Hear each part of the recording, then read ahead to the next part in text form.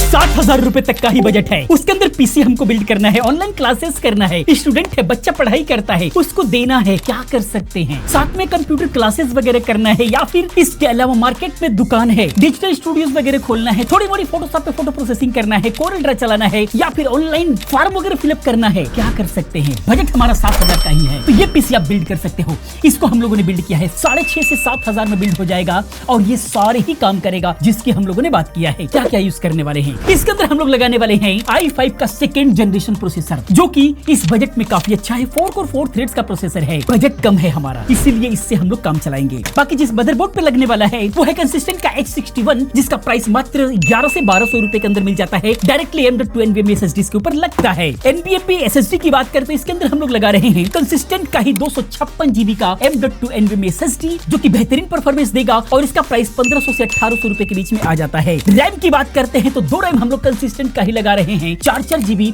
दोनों चैनल को यूज करेंगे तो परफॉर्मेंस लोअर जनरेशन है, लेकिन फिर भी बढ़कर के मिलेगा। 4 GB का 2 अगर लेते हैं तो 700 रुपए में आएगा, 350 रुपए के आसपास में एक आता है। बाकी जो है पावर सप्लाई की बात करें तो इसके अंदर हम लोग लगाए हैं एंट वैल्यू का 400 वाट की पावर सप्लाई, जो कि इसके लिए एनफ है। 600 से 700 रुपए में ये आ जाती है। बाकी जो है इसके अंदर हम लोगों ने लगाया है गीगाबाइट की तरफ से आने वाला GT 710, ताकि ग्राफिक थोड़ा सा बेहतर मिल सके, क्योंकि सेकंड जनरेशन का जो ग्राफिक है वो कोरल ड्रा फोटोशॉप को हैंडल करने में आज के रेट में मुश्किल साबित हो सकता है।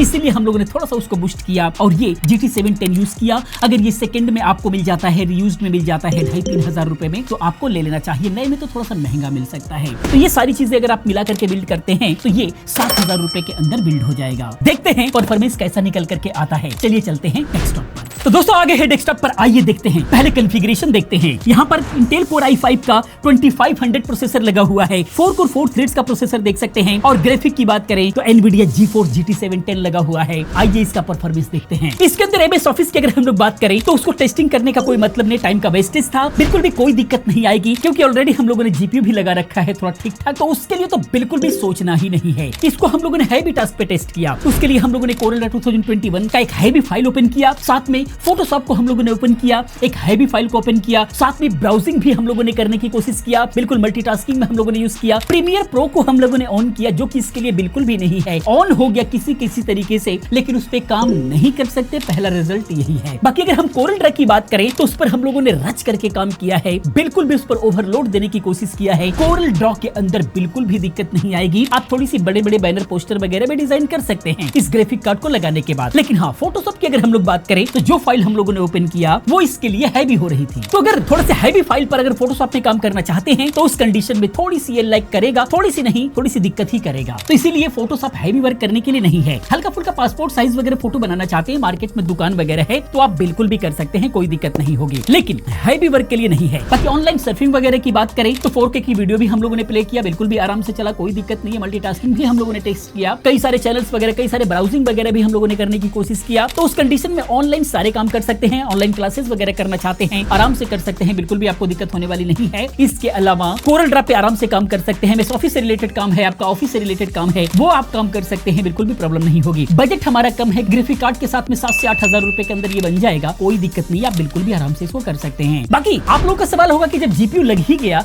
तो गेमिंग क्या करना है, गेमिंग कुछ चला क्या, तो देते हैं आकाश को, उसके बाद मिलते हैं। तो काफी ज्यादा लो एंड मामला हो गया यार। 740 मतलब GT 740 में तो गेम चलती नहीं, उसमें डायरेक्ट X12 का एरर बताता है। ये तो फिर भी 710 है, और i5 का सेकंड जेन, बहुत नाइंसाफी है, बहुत नाइंसाफी होगी इसके साथ। लेकिन कोई बात नहीं, हमारा काम तो चालू करना है, देखते हैं हमारी गेम चालू हो पाती है नहीं। तो सबसे पहले हमने चालू करने की कोशिश करी थी GTA 5 इनहैंस्ड, और अगर GTA 5 लेगेसी चालू करने की कोशिश करते तो एक टाइम पर वो चालू भी हो जाती। बट ये इनहैंस्ड वर्जन है जिसको डायरेक्ट X12 चाहिए ही चाहिए। तो हमारा ग्राफिक कार्ड तो कह रहा है कि नहीं भाई, मैं वो नहीं दे सकता, तुम कोई और गेम खेलने का ट्राई करो। डायरेक्ट X12 की वजह से अगर देखा जाए तो ये वाली गेम हमारी चलेगी, और रेड डेड रिडेम्पशन तो कहीं जा रहे, वो भी खत्म ही है। और करते करते हमने किसी न किसी तरीके से हॉगवर्ट्स लेगेसी को चालू करा था, और कहने लायक नहीं है ये सारी चीजें, बस तुम देख लो यार। मतलब क्या कहूँ मैं, 2 से 3 के बीच में FPS आ रहा है, फालतू में अपना टाइम वेस्ट करोगे, इससे अच्छा इस गेम को भी स्किप मारो। फिर उसके बाद हमने चालू कर दी काउंटर स्ट्राइक 2, और काउंटर स्ट्राइक 2 तो चल गई थी, मतलब हाँ अच्छे खासे FPS आ रहे थे। FPS की बातचीत की तो 25 से 30 के बीच में, कभी कभी 30 प्लस भी FPS जा रहे थे, जैसे आप लोग यहाँ पे देख भी सकते हो। और GPU यूसेज की बातचीत करें तो 710 भी भाई अपना पूरा जितना हो सकता है ना उतनी पावर दे रहा था, 100% इसका GPU यूसेज है। और CPU यूसेज की बातचीत की जाए तो भाई उसमें वेरिएशन आए हाय पूरा ही एकदम ऊपर से नीचे रगड़ मारा है पूरा सीपीयू को, दिक्कत की बात ही नहीं है। और सीपीयू टेम्परेचर 65 to 70 डिग्री, थोड़ा बहुत गर्म कह सकते हैं, लेकिन हाँ कोई भी दिक्कत नहीं है उतने में, तो इशू नहीं आएगा। और अगर रैम यूसेज की बातचीत की जाए तो 8 GB रैम लगा पड़ा है। 8 GB रैम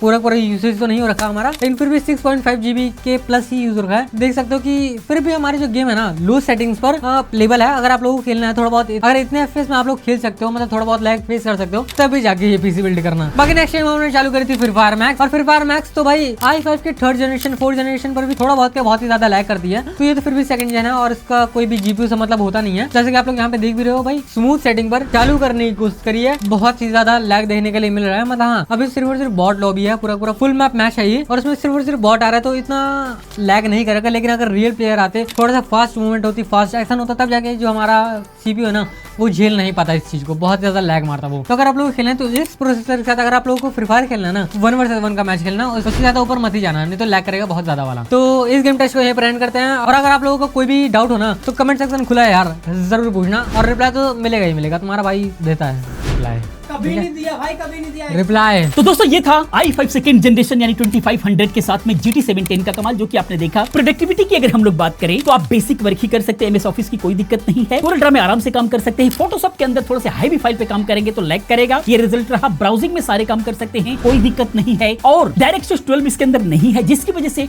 मॉडर्न गेम तो चलेगी नहीं, बिल्कुल भी नहीं। बाकी गेम की हालात आप लोगों ने देखा ही, आपको समझ में आया होगा कि आप क्या कर सकते हैं। बाकी ओवरऑल ये पीसी कैसा लगा प्लीज आप कमेंट में जरूर बताएं। इसी प्रकार की तमाम वीडियोस के लिए चैनल को सब्सक्राइब करें, क्योंकि इस तरह की तमाम वीडियोस हम लोग लेकर के आते रहते हैं। मिलते हैं अगली वीडियो में किसी और अच्छी इन्फॉर्मेटिव वीडियो के साथ में। पूरी वीडियो देखने के लिए चैनल को सब्सक्राइब करने के लिए आप सभी का बहुत बहुत धन्यवाद।